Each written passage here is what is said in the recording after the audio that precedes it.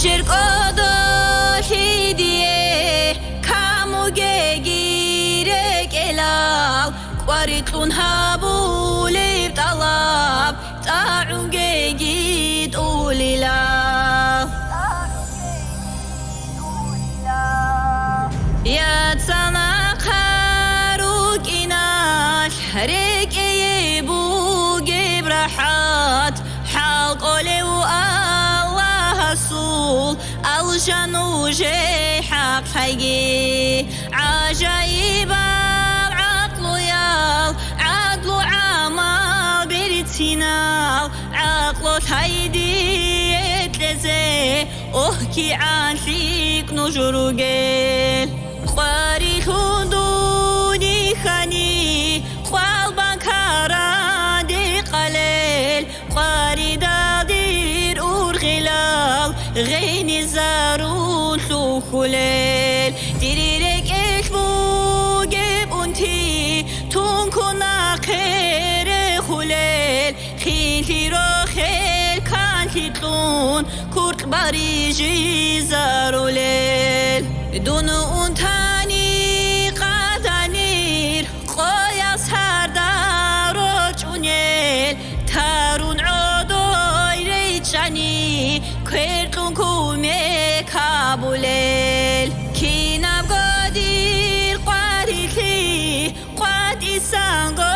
bi khulel Qarab diri tali halde Qirun utsara hulel Dunya khani yo hulel Dun udani udulel Badib khulara ma'u Khekh qarach umbat sunel Duni tali hayigoni Halbo khun jaruk unel Hal didena gahkani Halaye khetulel Vertina bira'i abun Rekeye rahat lolel Hubi adina khachun Kulu qatir habulel Hab dunyala shuraqob Talih diyet lumugo Iberi kirbatsat unaral Yatsana qaruk inash Chuhi fakhru shirekesh Roshumuhu ana bhechel Chuhun chago shularak Churi kanalan ujrihigon Tamashaya nujurukin Qudi abrokhel bugo Khalahabun shu'ularib Adana qundularib